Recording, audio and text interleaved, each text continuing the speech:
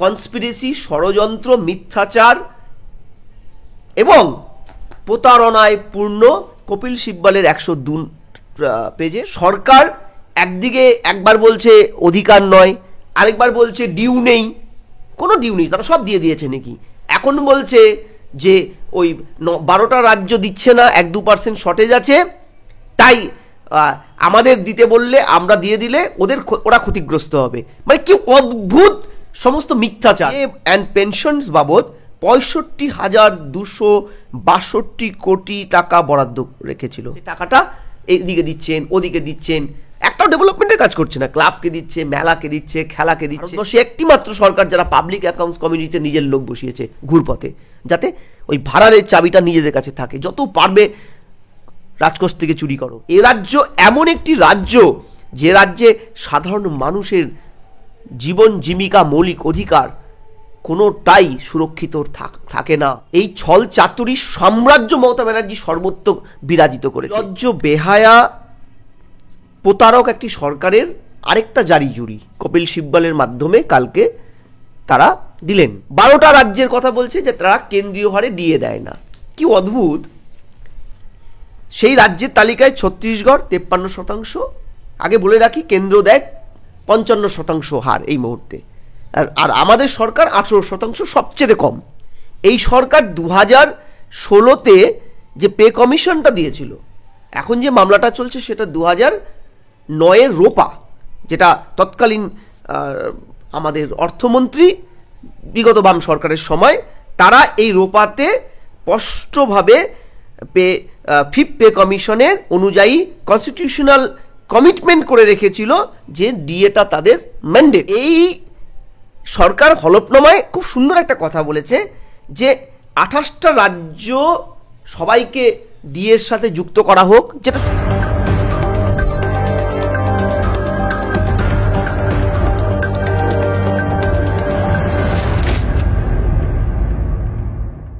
DA মামলায় রাজ্যের চূড়ান্ত হলফনামায় বলা হলো 12টি রাজ্যের কথা যারা কেন্দ্রীয় হারে ডিএ দেয় না। বলছি স্যার, ক্লাসে যে ফার্স্ট হয় তাকে আদর্শ না করে পশ্চিমবঙ্গের আদর্শ কি তাহলে এই ব্যাকবেঞ্চার্সরা? আমি তোমাকে বলছি যে রাজ্য হলফনামা দিয়েছে কালকে 102 পাতার, আমি যতদূর জানি।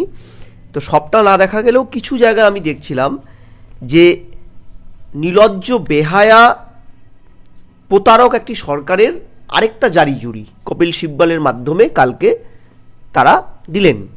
এবং ঘটনাচক্রে যেটা হয়, এই ধরনের প্রতারকরা না, ওই যে বলে না অতি চালাকের গলায় দড়ি, এই প্রতারক, মিথ্যাচারী, মিথ্যেবাদী তারা কি ভুলে যায় যে তাদের এই প্রতারণা চক্র হয়ে তারাই ফেসে যায়। ফলে আমাদের ক্ষেত্রে কিন্তু কালকে একটা ভালো ভালো দিক উন্মোচিত করলো এই সরকার। কীরকম আমি তোমাকে বলি, দুটো অ্যাসপেক্ট। প্রথম কথা, সরকার কেন্দ্রীয় হার এবং এআইসিপিআই দুটোকে গুলিয়ে ফেলেছে, গুলিয়ে ল্যাজে গোবরে হয়ে গেছে। কিরকম ল্যাজে গোবরে? 12টা রাজ্যের কথা বলছে যে তারা কেন্দ্রীয় হারে ডিএ দেয় না। কি অদ্ভুত। সেই রাজ্যের তালিকায় ছত্তিশগড় 53%। আগে বলে রাখি, কেন্দ্র দেয় 55% হার এই মুহূর্তে, আর আমাদের সরকার 18%, সবচেয়ে কম। এখানে তুল্যমূল্য বিচার করেছে সরকার যে 53% ছত্তিশগড় দিচ্ছে, হিমাচল 53, কর্ণাটক 42.50, মণিপুর 39, মেঘালয়া 49, মিজোরাম 40, সিকিম ছোট্ট রাজ্য, পাহাড়ি রাজ্য, নিজস্ব আয় বলতে ট্যুরিজম, 53%, আর ত্রিপুরা 33% দেখানো হচ্ছে। অদ্ভুতভাবে এই তথ্যটা দিতে গিয়ে সেলফ কন্ট্রাডিক্টরি একটা তথ্য তুলে ধরলো। কীরকম? এই সরকার 2016-তে যে পে কমিশনটা দিয়েছিল, এখন যে মামলাটা চলছে সেটা 2009-এর রোপা, যেটা তৎকালীন আমাদের অর্থমন্ত্রী বিগত বাম সরকারের সময় তারা এই রোপাতে স্পষ্টভাবে ফিফথ পে কমিশনের অনুযায়ী কনস্টিটিউশনাল কমিটমেন্ট করে রেখেছিল যে ডিএটা তাদের ম্যান্ডেট, এবং বছরে 2বার ডিএ তারা দেবে। আর আমরা যেহেতু জানি যে গভর্নমেন্টগুলো কি হয়, কন্টিনিউয়াস প্রসেস, ওই সরকার চলে গেছে, এই সরকার আছে, বাট একটা কন্টিনিউয়াস প্রসেস, ফলে ওই সরকারের যে কমিটমেন্ট সেটা করতে বাধ্য। এরা ক্ষমতায় আসার পরে দীর্ঘ প্রলম্বিত পৃথিবীর সবচেয়ে দীর্ঘ পে কমিশন অভিরূপ সরকারের নেতৃত্বে ডিএ শূন্য পে কমিশন রোপা 2016 যেটা হয়েছিল 2019 যেটা এফেক্ট করলো, সেখানে তারা ডিএ ডিনাই করেছিল, ডিএ শূন্য। আবার গতকাল সুপ্রিম কোর্টে রিটেন হলফনামায় তারা বলছে অমুকে 53 দিয়েছে, অর্থাৎ সেন্ট্রাল গভর্নমেন্ট থেকে 2% কম দিয়েছে, অমুকে এত পার্সেন্ট কম দিয়েছে, সবাই তার থেকে বেশি দিয়েছে, দিয়ে স্বীকার করে নিল ডিএটা কর্মচারীদের প্রাপ্তি। অথচ এই সরকার এফেক্ট ফ্রম 2019 যে রোপাটা এদের আন্ডারে অভিরূপ সরকার যেটা করলো সেখানে ডিএ স্বীকার করেনি। তাহলে তো নিজেরাই নিজেদের হলফনামায় সেলফ কন্ট্রোলেরই কথাবার্তা বললো, প্রথম। দ্বিতীয়, তুমি বাবু কত দিচ্ছ? 18%, সবচেয়ে কম। এবার প্রথম যে পার্টটা সেটা হচ্ছে এই সরকার হলফনামায় খুব সুন্দর একটা কথা বলেছে যে 28টা রাজ্য সবাইকে ডিএর সাথে যুক্ত করা হোক, যেটা সুপ্রিম কোর্ট 27 খারিজ করে দিয়েছে, বিকজ এটা প্যান ইন্ডিয়া ইস্যু একটা। এখন যেটা সরকার নতুন হলফনামায় দেখাচ্ছে যে এই 12টা রাজ্য কেন্দ্রীয় হারে ডিএ দিচ্ছে না, 1-2%, 3% শর্টেজ কেন্দ্রের থেকে, 1-2 কিস্তি শর্টেজ। এদের যদি পশ্চিমবঙ্গ সরকারকে কেন্দ্রীয় হারে এআইসিপি অনুযায়ী দিতে বলে, মানে দুটোকে গোলানো হচ্ছে। এআইসিপি শব্দটাই আলাদা। সিমলাতে এআইসিপি প্রথম একটা স্ট্যাটিউটরি বডি, তারা এটা গঠিত হলো এবং তারা বিভিন্ন রাজ্যের রেট চার্ট মেনে একটা স্থির নিল যে কতগুলো ক্লজে দিয়ে দিতে হবে, কেন্দ্রের সাথে কোনো সম্পর্ক নেই। এবার প্রশ্নটা হচ্ছে এরা প্রথম কথায় কেন্দ্র এবং এআইসিপি গোলাচ্ছে। দ্বিতীয়, বলছে নাকি 9টা যদি পশ্চিমবঙ্গ সরকারকে বাধ্য করা হয় কেন্দ্রীয় হারে দিয়ে দিতে, তাহলে এই 12টা রাজ্য তাদের উপরে নাকি একটা সাংঘাতিক পরিমাণে প্রেসার পড়বে। অর্থাৎ মায়ের চাইতে মাসির দরদ কিরকম দেখো, যে নিজে দিয়ে দিচ্ছে না, আর যারা দিয়ে দিচ্ছে 1-2% এদিক সেদিক কম আছে, তাদেরকে শিখণ্ডী করে বলছে পশ্চিমবঙ্গকে পুরোপুরি দিয়ে দিতে বললে ওদের নাকি প্রবলেম। অর্থাৎ এন্টায়ার পার্টটা তোমার কনস্পিরেসি, ষড়যন্ত্র, মিথ্যাচার এবং প্রতারণায় পূর্ণ কপিল সিব্বলের 102 পেজের। এবং এখানে নতুন কিচ্ছু লেখেনি সরকার। এই 10 বছর ধরে প্রলম্বিত লড়াইটা যে আমরা চালাচ্ছি রাজশক্তির বিরুদ্ধে, রাজকর্মচারীরা, সেখানে রাজ্য যতবার বিভ্রান্তিমূলক হলফনামা হাইকোর্টে, ডিভিশন বেঞ্চ, লোয়ার বেঞ্চ কিংবা স্যাটে কিংবা সুপ্রিম কোর্টে দিয়েছে, সেটাই তারা নতুন করে দিয়েছে। নতুন আর বাড়তি কিছু দেওয়ার জায়গা তাদের নেই। তার কারণ তোমরা জানো যে ডিএটা তো এই সরকারের শুধু পার্ট নয়। তুমি ডিএর এই পূর্ণ যদি পার্টটা দেখো, যে আজকে WBSR পার্ট 1 নোটিফিকেশন 3857F 1971 সালে 15ই আগস্ট তৎকালীন রাজ্যপালের ছিল, যে তিনি এই সার্ভিস রুলটার অনুমোদন করেছিলেন, যেখানে 309 নম্বর ধারা মোতাবেক এবং 80, 93, 168B, 176 ধারায় স্পষ্টত ডিএ প্রাপ্তি বা এনটাইটেলমেন্টটা সংবিধানের রুলের মধ্যে দেওয়া আছে। ফলে এই সরকার নতুন কিছু করছে না। দ্বিতীয়, সরকার বলছে মৌলিক অধিকার। আমরা কেউ কিচ্ছু বলিনি, আমরা বলেছি আপনার যে কমিটমেন্ট 2009 সালে বিগত সরকার যে কমিটমেন্টটা সুপ্রিম কোর্টে ইয়েতে করেছিল রোপা 2009-এ, যেটা 309 নম্বর ধারা আর্টিকেল, মানে সংবিধানের 309 নম্বর ধারাকে মেনটেন উদ্ধৃত করে এটা করেছিল, যেটা 71 সালে গঠিত। সেই ধারাটায় pay allowances, revision of pay allowances, অর্থাৎ ডিএ এবং all types of pensioners allowance, সেটা সরকার দিতে বাধ্য এআইসিপিআই মেনে। সরকার একদিকে একবার বলছে অধিকার নয়, আরেকবার বলছে ডিউ নেই। কোনো ডিউ নেই, তারা সব দিয়ে দিয়েছে নাকি। এখন বলছে যে ওই 12টা রাজ্য দিচ্ছে না, 1-2% শর্টেজ আছে, তাই আমাদের দিতে বললে, আমরা দিয়ে দিলে ওরা ক্ষতিগ্রস্ত হবে। মানে কি অদ্ভুত সমস্ত মিথ্যাচার, মানে বাচ্চারাও হাসছে, গাধায় হাসবে। কপিল সিব্বলের নেতৃত্বে রাজ্য যে ধরনের একটার পর একটা মিথ্যাচারকে ইয়ে করছে, তাতে আগামীতে এটা তো 2009-এর এরিয়ার বাবদ লড়াইটা, আমি তোমাকে বলছি গতকালের হলফনামার পরে সরকারের আমাদের হাত মজবুত হলো। আগামীতে আমরা 19-এর থেকে যে রোপাটা ইমপ্লিমেন্ট করেছে ওরা ডিএ 0, সেটাই লড়বো আমরা। কারণ সরকার তো ডিক্লেয়ার করলো যে ওই রাজ্য সবাই এখন রেগুলার বেসিসে ডিএটা দিচ্ছে, 1-2% কেন্দ্রের থেকে শর্টেজ আছে, সেটাও তারা মেকআপ করে দেবে। এই সরকার সেটা তো দেয়নি, 1 টাকাও দিয়ে দিচ্ছে না। ফলে আমরা কি, আমাদের হাত কিন্তু মজবুত হলো। স্যার, হলফনামায় দেখা গেল কেন্দ্রের থেকে 1,87,192 কোটি টাকার পাওনার বাকির কথা, যেখানে আদালত ডিএকে আইনসঙ্গত অধিকার বলেছে, সেখানে কেন্দ্রের থেকে বকেয়া পাওনার কথা কি আদৌ যুক্তিসঙ্গত? দেখো, তোমাকে কতগুলো কথা বলি। চোরায় না শুনে ধর্মের বাণী। তৃণমূল সরকার বিভিন্ন সময় বিভিন্ন অপযুক্তি দেখিয়েছে, যার কোনো ভিত্তি নেই। আমি বিগত তোমাদের এই চ্যানেলে ডিএ নিয়ে একাধিক তথ্য তুলেছিলাম, যে কেন্দ্র কত টাকা দিয়েছে, বিগত সরকারের সময় কত টাকা ছিল, তারপরে এই সরকারের সময় কত টাকা তারা প্রাপ্তি হয়েছে, তার কয়েকশো গুণ বেড়েছে, ডিএ বাড়েনি।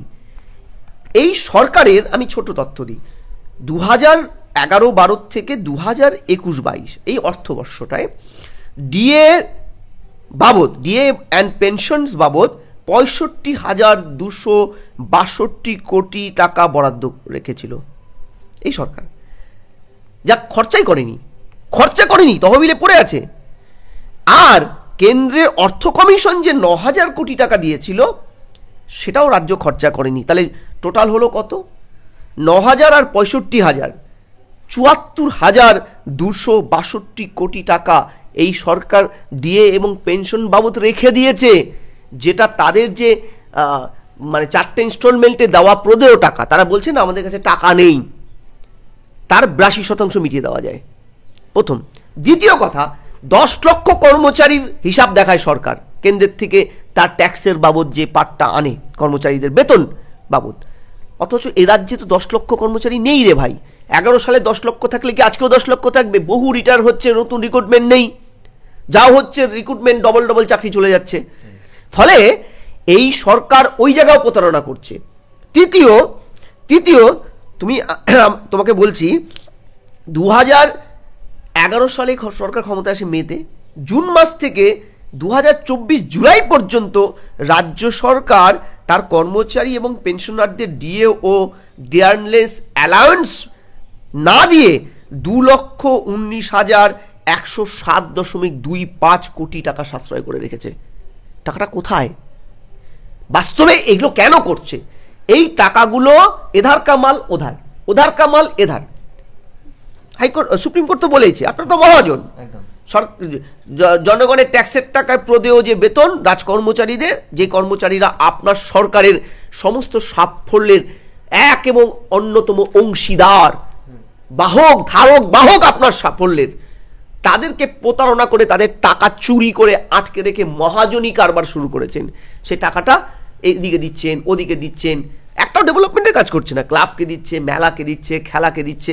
তোমাকে আমি ডিটেলস বলতে পারি, মেলা খেলা বাবদ এই সরকার যে টাকা অপচয় করে, তার সিকিভাগ হলে রাস্তা আজকে ঝকঝকে হয়ে যেত। এই যে তুমি কলকাতা নামক ভেনিসের মধ্যে দিয়ে ছাত্রে ইন্টারভিউ নিতে বেরিয়ে পড়েছো সকালবেলা, এই ভেনিসটা কি থাকতো?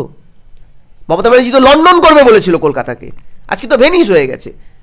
মা দুর্গার আগমনে এক রাতে সামান্য একটু বৃষ্টি, বকলমে বলতে পারো ব্যাং টয়লেট করেছে, সারা কলকাতা ভাসছে। পুজো, বাঙালির পুজো মাথায় উঠেছে। ডেভেলপমেন্ট এই সরকার করছে না, কারণ এই টাকা উপর্যুপরি তার দলের নেতা মন্ত্রীরা লুটে পুটে খাচ্ছে। তাই দেখবে পাবলিক অ্যাকাউন্টস কমিটি নামক একটা কমিটি, যেটা বিরোধীদের থাকার কথা, এই সরকার দেয়নি। ভারতবর্ষে একটি মাত্র সরকার যারা পাবলিক অ্যাকাউন্টস কমিটিতে নিজের লোক বসিয়েছে ঘুরপথে, যাতে ওই ভাড়ার চাবিটা নিজেদের কাছে থাকে। যত পারবে রাজকোষ থেকে চুরি করো, এখানকে দাও, ওখানে দাও। বকটুই তার দলের লোকজন মারপিট করে মরেছে, মিড ডে মিলের টাকার থেকে দিয়ে দাও, তিনি দাঁড়িয়ে থেকে দিয়েছেন। এই যে সংবিধানকে না মানা একজন মহিলা, যারা ক্ষমতায় আসীন হয়ে আজকে রাজ্যটাকে নিংড়ে শেষ করে খাচ্ছে, এর তো সমাধান দরকার রে বাবা। ফলে আমরা তোমাদের পরিষ্কার এই কথাটা বলছি তোমার চ্যানেলের মাধ্যমে, রাজ্যে কিন্তু কোনো ফিনান্সিয়াল মানে আর্জেন্সি নেই, আর্থিক কোনো এই মুহূর্তে ঘাটতি নেই। যথেষ্ট মদ বিক্রি হচ্ছে, যথেষ্ট মদের টাকা উঠছে, একের পর এক ডিএ পেনশনারদের টাকা জমানো আছে, কেন্দ্রের থেকে টাকা দেখিয়ে দেখিয়ে আনছে। এই যে আমার 10টা সন্তান আছে, 2টো সন্তান, বাকি 4টেই নেই, 8টাই নেই, ওই টাকাগুলো জমছে। কারণ এই টাকাগুলো ভোটের সময় দান খয়রাতি, ভোট লুট করতে, ভোট ম্যানিপুলেট করতে এই সরকার খরচা করবে।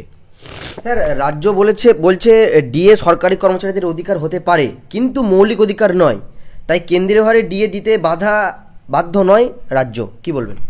দেখো, আমি তোমায় একটা কথা বলি যে মৌলিক অধিকার শব্দটার মানে কি? মৌলিক অধিকার শব্দটার মানে কি? বা সংবিধানে তো কয়েকটাই আছে মৌলিক অধিকার: অন্ন, বস্ত্র, বাসস্থান, চিকিৎসা, শিক্ষা। তাহলে আমি কর্মচারী, আমার যদি রেগুলার বেসিসে দ্রব্যমূল্য বৃদ্ধির সাথে বেতনটা না বাড়ে, তাহলে আমি এই শিক্ষা, এই স্বাস্থ্য, এই পড়াশোনা, এই যে আমার সন্তানের বা আমি সমাজের প্রতি আমার কন্ট্রিবিউশনটা, এগুলো আমি করতে পারবো কি? অন্ন, বস্ত্র, বাসস্থান, এই মৌলিক অধিকারগুলোকে আমি পারবো এভেল করতে যদি আমি দ্রব্যমূল্য বৃদ্ধির সাথে ডিএটা বা আমার বর্ধিত বেতনটা না পাই? তাই যদি না পাই, তাহলে পরোক্ষভাবে তো আমার এই মৌলিক অধিকারগুলো রাষ্ট্র খর্ব করছে ডিএটা না দিয়ে। আমাকে কাজ করানো হচ্ছে এই মুহূর্তে বাজার দরের সাথে সাযুজ্য রেখে আমাকে কাজ করানো হচ্ছে, অথচ বেতন দেওয়া হচ্ছে আজ থেকে 10-12 বছর আগে পুরনো রেটে। 10-12 বছর আগে তুমি এই বাস ভাড়া যা ছিল আজকে তোমার বাস ভাড়া সেম হতে পারে? 10 বছর আগে গ্যাসের যা দাম ছিল আজকে গ্যাসের দাম এক হতে পারে? হতে পারে না, পৃথিবীর কোথাও হতে পারে না। এই কারণে AICPI, all India price consumer price ইন্ডেক্সটা তৈরি হয়েছিল। ফলে শুধু কর্মচারী অর্থাৎ প্রাতিষ্ঠানিকভাবে স্বীকৃত যারা সংগঠিত লেবার, তারা তাদের কাজের বিনিময়ে পায়। যারা অসংগঠিত পার্ট, যারা বাইরে গিয়ে কাজ করে খায় ডেলি, তারাও তো তাদের সময়ের সাথে সাথে বেতন বাড়ায়। তুমি 10 বছর আগে যে বাড়িতে লেবারটি কাজ করতে আসতো, সে যা বেতন নিত আজকে কি তা নেয়? মিস্ত্রি খরচা কি একই? বাড়িতে সিমেন্ট মিস্ত্রি, রাজমিস্ত্রি কাজ করলে 1 টাকা দাও তুমি? না, সবাই টাকাটা রোল্ড আউট করে বাজারে একে অপরের সাথে নির্ভরশীলতায়। অর্থাৎ আমাকে যদি সরকার ন্যায্য বেতনটা ডিউ টাইমে না দেয়, যেটা একদম বেআইনি, তাহলে এই টাকাটা আমি বাড়তি টাকাটা খরচা করতে পারছি না, আমার দিন আনতে দিন খাওয়াতে শর্টেজ হয়ে যাচ্ছে। ফলে আমার তো অন্ন, বস্ত্র, বাসস্থানের উপরে আক্রমণ, অর্থাৎ মৌলিক অধিকারের উপরে আক্রমণ।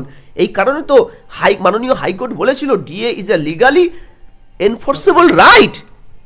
ফলে আমি পরিষ্কার বলছি, এই সরকার ভাষাগত বদমাইশি করছে, ভাষাগত সন্ত্রাসের জালে ফেলছে, কিচ্ছু হবে না। তুমি মুখ থুবড়ে পড়বে। শুক্রবারের মধ্যে আমরা হলফনামাটা দেব। রোববার অবধি আমাদের সময় আছে, ছুটি আছে যেহেতু, আমরা শুক্রবারের মধ্যে হলফনামা, আমাদের রিটেন এটা 7 দিন সময় দেব। এই সরকার ল্যাজে গবরে হবে, আমি তোমাকে এইটুক বলছি। এবং ওই যে একটাই কথা, যে এই ছল চাতুরি সাম্রাজ্য মমতা ব্যানার্জি সর্বত্র বিরাজিত করেছে। তার সরকার ক্ষমতায়, তার সরকার এমন একটি সরকার যে সরকারের 294টা পশ্চিমবঙ্গের বিধানসভায় তিনি মুখ, অথচ কোন নেতা মন্ত্রী চুরি চামারি করলে তিনি তার পার্সোনাল ইস্যু। অর্থাৎ মমতা ব্যানার্জি এমন একটি সরকারের প্রধান যিনি পাওয়ার উইথাউট রেসপন্সিবিলিটি, ক্ষমতা দখল ভোগ করে কিন্তু দায়িত্ব নেয় না মানুষের। ফলে এই রাজ্যে পুলিশ চুরি করে, হাইকোর্টে ভর্ষিত হয়, ঘুষ খায়, ভর্ষিত হয়, ছোট ছোট বাচ্চা মেয়ে ধর্ষিত হয়, পুলিশ স্পিকটি নট, চুপচাপ বসে থাকে। ভাবতে পারছো? এ রাজ্য এমন একটি রাজ্য যে রাজ্যে সাধারণ মানুষের জীবন জীবিকা, মৌলিক অধিকার কোনোটাই সুরক্ষিত থাকে না। কারণ এখানে আইনের শাসন নয়, শাসকের আইন প্রিভেল করে।